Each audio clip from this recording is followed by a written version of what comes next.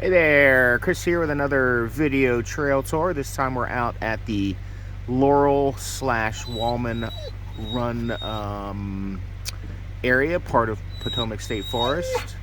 And I'm just taking a little video of the sign that you see as you come in. You can hear Spencer getting ready to, he's ready to go. But we'll pull up a little bit further up the road here and up to the top for a good parking spot to kind of start a little loop. Okay, we're kind of where we're going to start the hiking from here. There's a sign, tells you loop road right there. So this really isn't a specific trail with a trailhead, so there's not like a parking area to park. We're gonna go down this way and come out here. So this will be the loop going down there and coming out here. And generally, you know, we're right around here and we're heading down here. We're gonna go down all the way to the end and come back up and do this loop. So this is you know, it's gonna be like this kind of forest road surface pretty much the whole trail. It's you know, good for the hiking, you know, walking, I guess not really hiking, but great for your dog. You got that good visibility with your dog.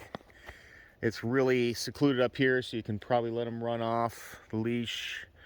If there's enough snow, it'd be great for cross-country skiing, snowmobiling, and probably biking, you know, gravel biking, mountain biking, that kind of thing on this terrain. So let's head out and see how it goes. Okay, we got kind of the first intersection here, and you can see the green sign up here is kind of directing you to go to the right for the snowmobiling on here.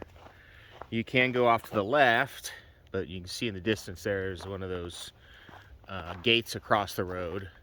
So the direction's kind of forcing you to go that way. And if you look here on the map, you know, we're kind of right around that intersection there. So you could keep going down, and there's a little bit of a bushwhack trail to get down there, or just stay on the road and you'll kind of go down to the river and the rest of the trails. So that'd be more of a hiking way, and this would be more of like if you're on snowmobile, skis, or mountain biking. Okay, we're coming down the road here, kind of one of the first branches, so to speak, off, and it kind of goes back down the hill here. You can see you got kind of a gate there. And that will be, we're like, you gotta let it focus in. We're right here, so you would go back down that way if you went there. And that's kind of a cool little trail, but it's, see that red, it's not like a full trail. You gotta kind of bushwhack it a little bit to get down to that point. So we're here, and we're just gonna keep going down that way. Okay, we've come across, I didn't even know there was an actual name for this, Bradshaw Hollow Road, which I'm going to say is this kind of turn off that leads you back up to the top there. You got that kind of almost like a switchback.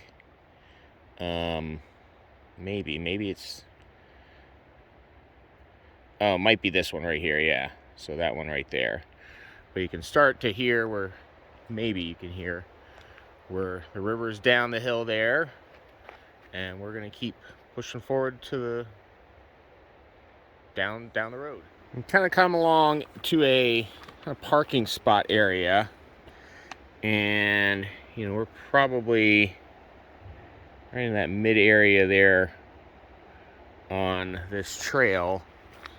So the river's down there, you can see little glimpses of it, But I'm not really sure what the purpose of this pull off here is. It's a little bit far from the river, but there is this sign I think talks about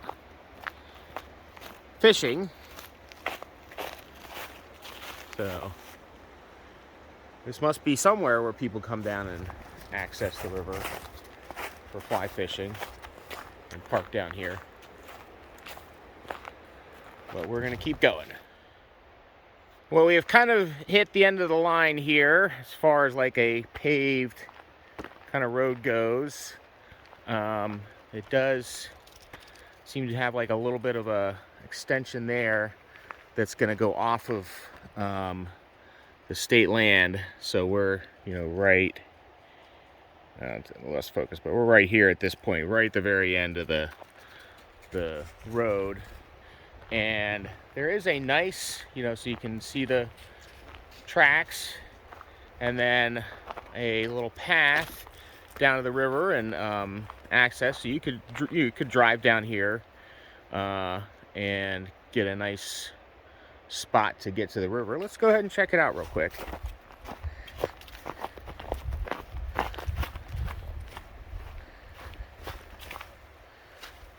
So this is definitely a very off the beaten pathway to get to down here to the river. You got to be aware of the train tracks, but luckily you get a lot of auditory notice before the train comes along. The Spencer, of course, is walking right in the train tracks, but that's okay. Kind of come over here, come over the tracks. Looks like the path is right here.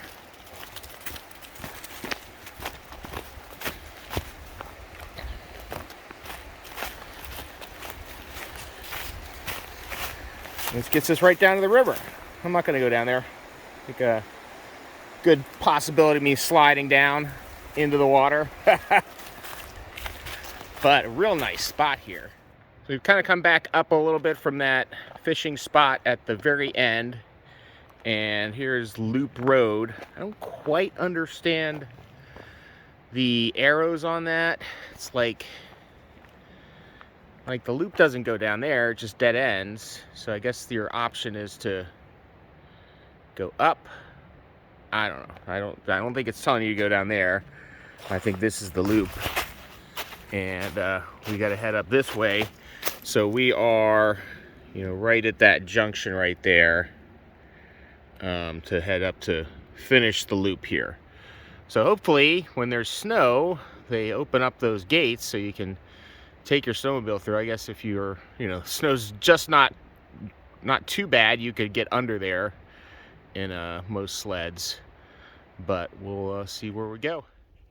Okay, and we're back at where we parked, the trailhead, so to speak. We did the loop. I'll show you here on the map generally what we did. We are here, started under here, went down, came down there. You can see some of the river spots, some of those cut throughs that had the gates on them. And we went down. That was where we were down at the very end with that turnaround, and then came back up through here. And it should be noted right now that these the loops are gated right now, so you have to walk them. Hopefully they open those gates when it's good snowmobiling, but for vehicular traffic you can't go through there. And hopefully, like I said, when there's enough snow, they open those up. I'm going to call tomorrow and see if that's the general plan of what they do. But yeah, this is my activity tracker kind of flaked out on me. I don't really remember how many miles it is. I think it's about a 4-mile loop. I'll confirm that too. And like I said at the beginning, would be, it's great for Spencer. He loves to kind of run ahead, and I can keep an eye on him with the nice big open roads. If there's enough snow for skiing, for cross-country skiing, great kind of terrain for that. snowmobiling, and you can bring your bike out here. And with some of the campsites that are along this road, you could kind of camp, be very secluded, make a great kind of weekend out of it, just kind of hanging out here, doing some outdoor stuff. And again, if you haven't watched my other videos, the one important difference between camping in a state forest, which we're in right now, versus camping in a state park, is that you are legally allowed to enjoy alcoholic beverages in state forests. And typically, while you're camping in a state park, you cannot. So if that's important to your outdoor vacation experience, be sure to hit up some of these great campsites in the state forests, excuse me. So that's the end of this video trail tour. Until my next one, hope to see you out and about on trails of Garrett County. And Spencer does too. And just a quick shot of one of the campsites along this main drag here, the main road. You know, kind of the standard picnic table, lantern hanger, and fire ring, fire pit there. And very nicely secluded. You're real far away from any other sites on in these spots. And a cool spot here, I think this might be the only shelter along in this area, the Rattle Shack. Yeah, I do have to note that, like, of the places I've hiked in the area, I have seen the most rattlesnakes kind of in this general, not right around this shack, but like in the Wallman Laurel Run area. I think it's just got, you know, it's pretty rocky, got some good southern exposure for the snakes to sun themselves. This is along that main road. This is on my way out, but just a, you know, good vault toilet there along these campsites, so you're not completely roughing it. And just kind of a final footnote on, you know, the rest of this area here, and some other little notes. So one thing I was thinking about is if you did come here and want to snowmobile, there are, you know, you can probably park your trailer up at some of those campsites. There's one little pull off along the road there, so you could pull off and then, you know, turn around up at the top, or go up to the top and then turn around and pull off there and unload your machines here, that little pull off. And yeah, unfortunately the Laurel Run section is gated off right now. That would be if you came down here and kind of followed this to the left. It is largely a dead end as far as the roads go, but you can get down. You've got some nice campsites down here along Laurel Run, and hopefully we'll get out here and do a little tour of that, maybe during the camping tours that I do. But yeah, they even have the note here about watch out for venomous snakes. This is kind of a hot spot for them out here, and that's about it. So if you want to come use this spot, it's a real great area off the beaten track, and some cool stuff to do out here.